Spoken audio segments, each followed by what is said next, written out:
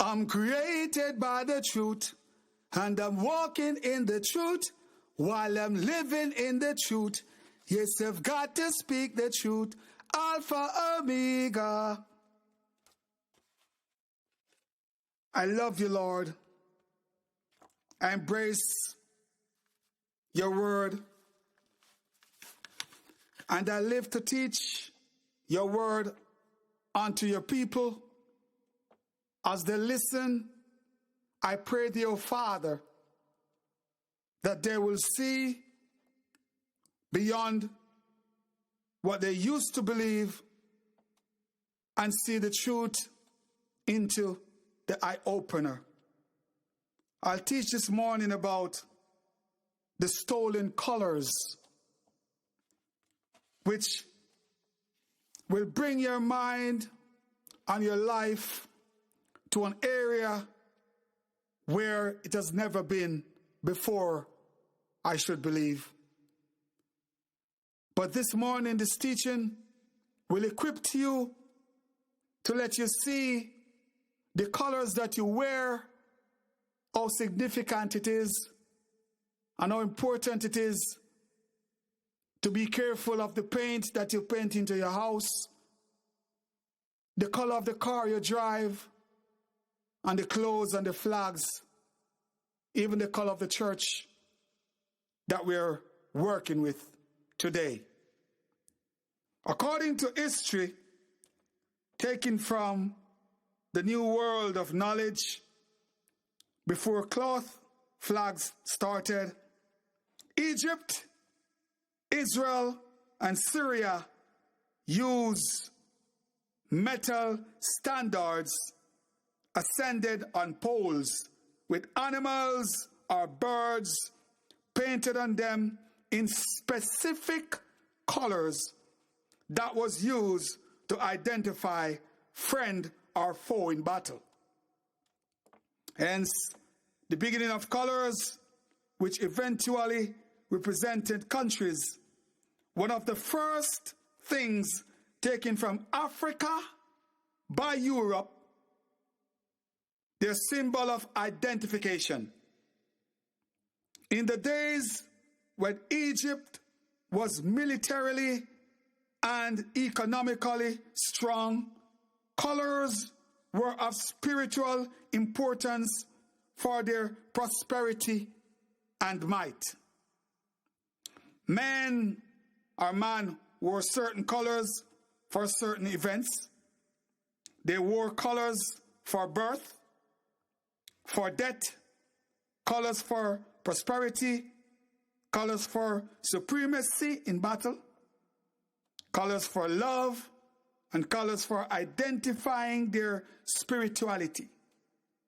Most people do not understand the importance of color. There are colors for babes in spirituality, very important. There are colors for babes in spirituality. Colors for their elders, their priests, and their prophets. This is the way it has been through the generations. Today, we look at the issue of color only in terms of skin color. Basically, that's the most important color we're looking at today. Skin color. Skin color. If we do not get past this, we turn to the colors of today's Africa, which started sometime in the mid-19th century or so, when this new Ethiopia came into being under Menelik II. He ruled from 1844 or 1833, somewhere there, to around 1913 or 1912, and built the new capital of Addis Ababa. These colors of red, yellow, green, and black, used later on by Ghana, then by the rest of Africa, are not our true colors. This is part of the deception and indeed a horrible mistake that is also contributing to our spiritual and economical decline. Being a spiritually receptive people, we must at all times be aware of the things we do. We are God's chosen people, and we should obey his words and not those of men. This is our major problem. Now, let's look at the children of Israel. There we go again. Israelites. Let's look at the children of Israel.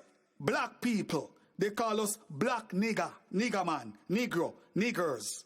Let's look at us today. Who were the most powerful people? Remember this. All Vincentians, Jamaicans, Trinidadians, whether you're Indian or you call yourself Coolie, no matter who you are. All Caribbean, all black people, nigger. We were the most powerful people. Creation starts with us. When they obeyed the God of our father, Israel, and when they worship no other God, then you will see how powerful we are. Whenever we start to worship our God of Israel the right way, then we will see how powerful we are. Let's read how God gave our father their colors, which we have inherited, but have cast away for a poorer substitute. I would like all Nazarenes, today we don't use that word, we call them Rastaman, Nyabingi, 12 tribe, them call them Selassie, and they're so foolish within their thoughts, they don't even realize the red, green, and gold have no significance, power. Let's get into the words of the Father. They settled for the Poor Institute, poor, and made a mess of that inheritance. Listen, our color that Emmanuel has given unto us. Listen, our colors are red, white, blue, and purple. The Romans were the first to steal the color of supremacy. Remember this word. Remember this. Always. Our colors are red, white, blue, and purple. Check out the countries today that are reigning throughout the world. Check them out. America, red, blue, and white. Canada, red and white. France, red, blue, and white. England, red and white. Check them out. Check them all. The reigning countries today. The supremacist countries that say they are running things. They stole the colors from Africa. And the Romans used the color purple to do their kingship. If you do not believe what I'm teaching you, you can go Google and do any research, and see what's happening to our people today with the wrong colors. Purple, this became the color of the emperors or whatever, and then the color of Rome. Next, it was King James. Do you really remember who King James is today?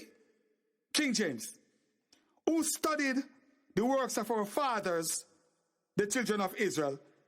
He wanted so much to learn about spiritual powers, being a very smart king and academic and scholar who wanted mystical knowledge.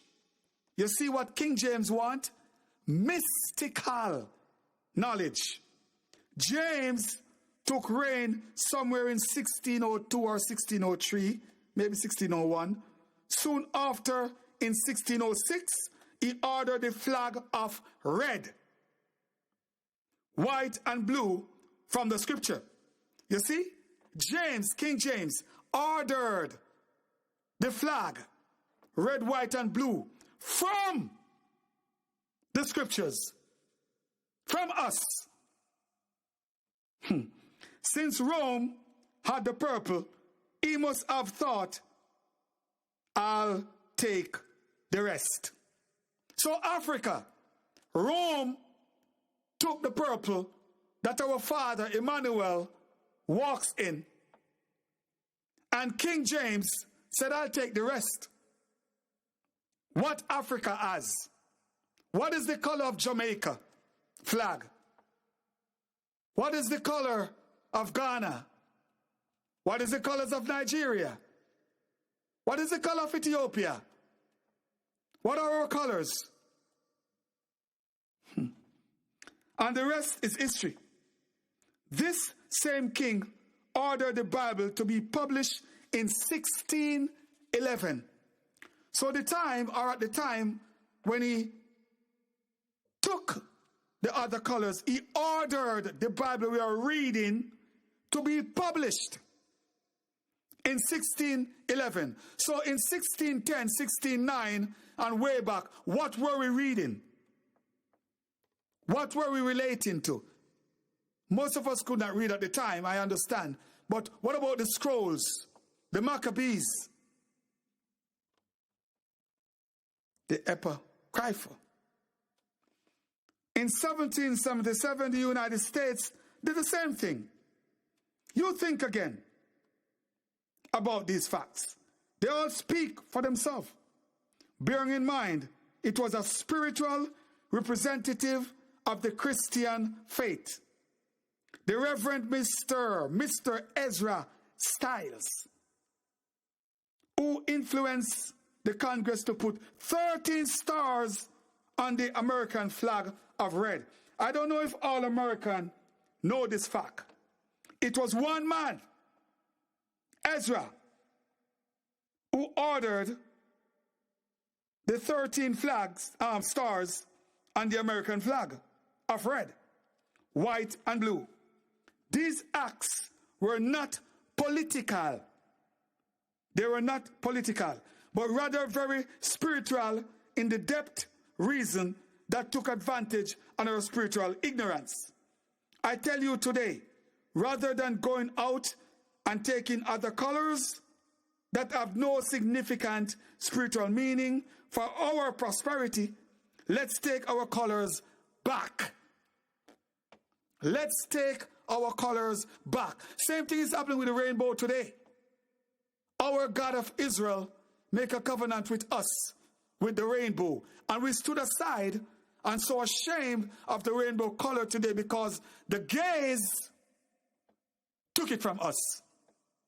How long are we going to sit aside and have our colors stolen? Exodus 28 verse 5. And they shall take gold. Now, just turn to your Bible and read these scriptures with me. Exodus 28 verse 5. And they shall take gold and blue and purple and scarlet and fine linen. Take note that linen means plain white clothes. I could talk to my brother and my friends right now. Whenever you talk about a white boat cruise or a white party, they said it's linen. But there's no linen party unless it's white. Remember that. In the Bible, when it says they should take linen, it means white. Go do your research. Exodus 28 verse 5. But the mineral itself, as explained, in Exodus. You hear what I call it, the mineral. The mineral is in Exodus 39 and verse 24 to 25. And they made upon the linens of the robe pomegranates of blue and purple and scarlet and twined linen. And they made bells of pure gold. Again it says in Exodus 28 verse 6, and they shall make the ephod of gold and of blue and of purple, of scarlet and of twined linen. So tell me now, this is how important these colors are to us. No wonder we can't strive. No wonder we can't live the way we have to live. The rain doesn't fall when we ask it to anymore. The cloud doesn't give us shelter anymore when we ask for it. Manna doesn't fall nowhere on the earth anymore. The water doesn't part anymore. You don't see crystal lights in dark ponds or water at nights anymore. You don't see healing happening immediately anymore. You don't see fruits bearing on tree the very next day while you pick it anymore. You only see flowers bloom with your own eyes. You don't. Because we have no representative of colors when it comes to the Father. He can't walk with us. Because we're walking with pagans' colors that they give to us. And they are prospering in their colors that they stole from us. When are we going to get back to owning our colors? We can't even accept we're black people. I pray thee, Father, that these teachings will get somewhere into the minds of your people. Emmanuel, Jesus Christ, there are many Jesuses in the world from ever since his name come, but you know who I'm referring to.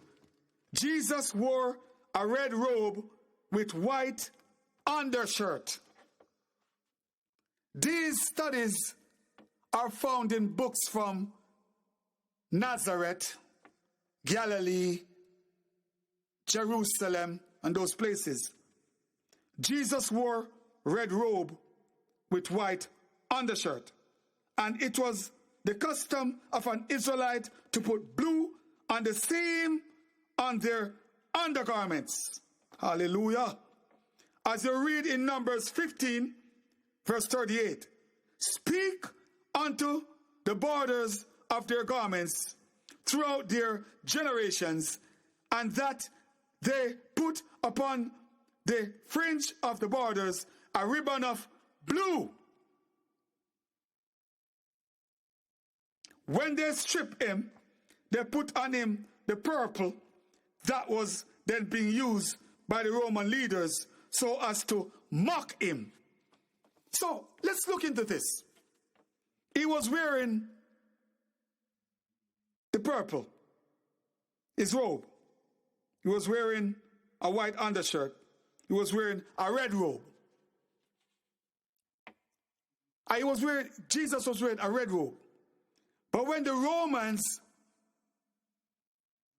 caught him and mocked him, they put the purple robe on him just to mock him. Isn't that telling you something? Let's talk some truth. Read John 19, 1 to 2. Verse 1 to 2. Then Pilate therefore took Jesus, Emmanuel, and scourged him. And the soldiers plaited a crown of thorns and put it on his head, and they put on him a purple robe. He was wearing a red robe. So they made him a purple robe because the Romans steal the purple color for supremacy. And to mock him, they took the robe that he is wearing, gambled on it, and put a purple robe on him to mock him. So come on, generation. Come on, Israel. I'm teaching the truth. You will also read this in Mark 15, 17 to 20. Verse 20. And when they had mocked him, they took off the purple from him and put on his own clothes on him. And that was his own robe. You'll find it in Matthew 27, 27 to 8. his own robe. Then the soldiers of the governors took Jesus Emmanuel into the common hall and gathered unto him the whole band of soldiers, and they stripped him and put on him a scarlet robe. Now common sense will tell you that he did not have on one simple robe only. Jesus wore red, white, and blue. Who is wearing red, white, and blue today? Which country is using red, white, and blue today?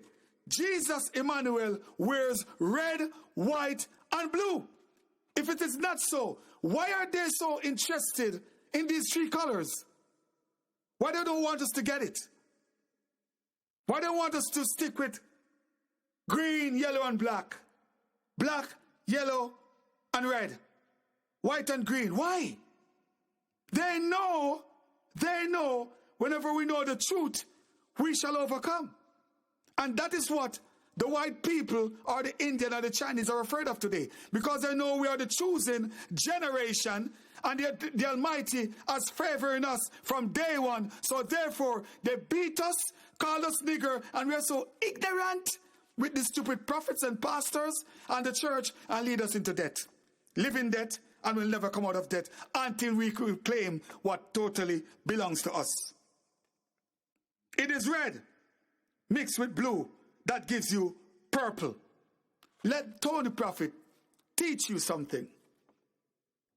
To get the color purple, it is red mixed with blue, give you purple. You ever hear somebody say, the white man and the brown woman have a blue vein? I don't know if my brother Wayne or Natty B heard about that. The white man have blue vein, or the white woman or the Dundus have blue vein, but yet the vein has red blood. Right? There you go. No veins are really blue. The pigment of the skin give you that color. Our vein in our body, you won't see a blue vein in us because we are black. Sometimes you might see a little reddish looking vein if you get hurt somewhere or you squeeze your muscle too much. If your skin complexion is kind of clear. But it's not really the color of the vein. Okay? So let's see. Red and blue mixed together gives you purple. What are you wearing? By choosing the wrong colors, you can be making a terrible mistake. It's just like back in the days when it comes to going to the funeral, we dressed in black. I don't know if Wayne or Natty B could explain that to me, but I myself used to believe in that too. When there's a funeral, we dressed in black and white, and then maybe the pastor or something gonna be in purple. And other nations know the truth, but they're not doing it. And we who supposed to be knowing the truth, we are killing ourselves even at a funeral. Why are we wearing black at a funeral? Putting down black to the dead. White is supremacy colors. White is fulfillment. White is prosperity. White is righteousness. But we are using black and white at the dead yard. And purple, supremacy, we are using it to bury the dead. God is saying, tell my children to wake up. My hand is stretched forward, ready to receive them and deliver them. But they're following doctrines and man's law. Terrible mistake. The new Ethiopia followed the Ghana and others needed their own identity. Weary of all the thieves of North America and Europe made another mistake by laying the emphasis on political freedom rather than spiritual freedom.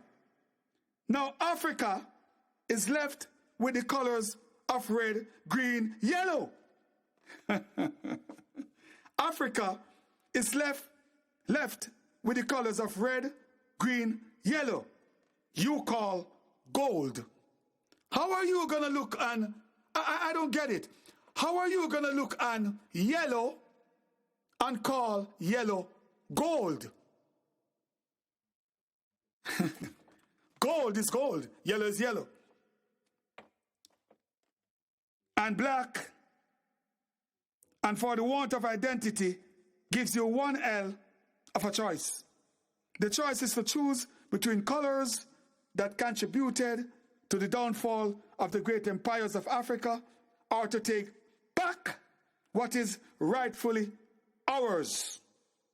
As stated in Exodus 26, verse 1, moreover, you shall make the tabernacle with 10 curtains of fine twined linen, and blue, and purple, and scarlet. Read Exodus 39, verse 22. Read also Numbers 4, 1 to 16. It tells you how important is the color that you as people don't use a lot of. Blue. Let me tell you something about blue. How powerful blue is. If you go to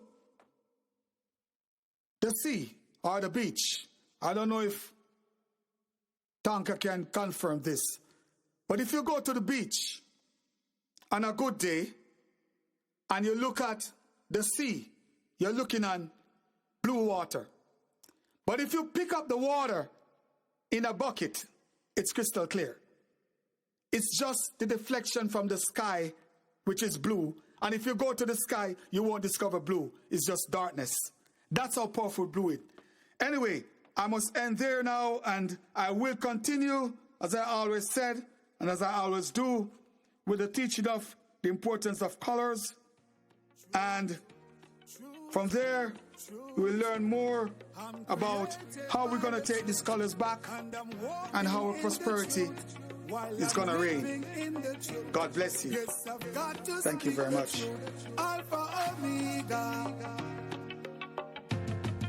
If you are the creator of your God, then who is your God? If you are the provider for your God, you tell me now, then who is your God? Answer me now. If you are the protector of your God, then who is your God? Caretaker for your God, tell me now, then who is your God? I'm asking who my is your God? He is a consuming fire. He is the truth and not a liar. He is the creator for Lucifer, and he's the bread for the world. He is the words that you speak. He's the air that you breathe. Yeah. He is the life you think you own. Without my God, there is no you. Yeah.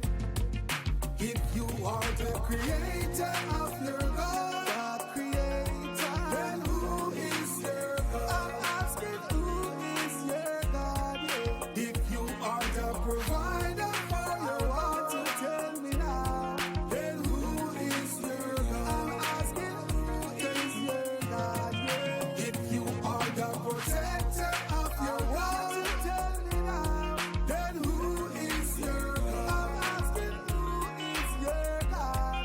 If you are the caretaker for your God, then who is your God? Are you my God? Does your God say you on a mission? Does your God create a creation? Does your God heals and bless a nation? Does your God grant you any vision? So who is your God? Yeah. Tell me, I know you knows my God. Hey. So who is your God?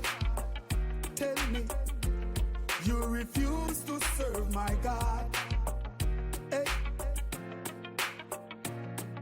He is the holy prior. He holds authority. He is the true and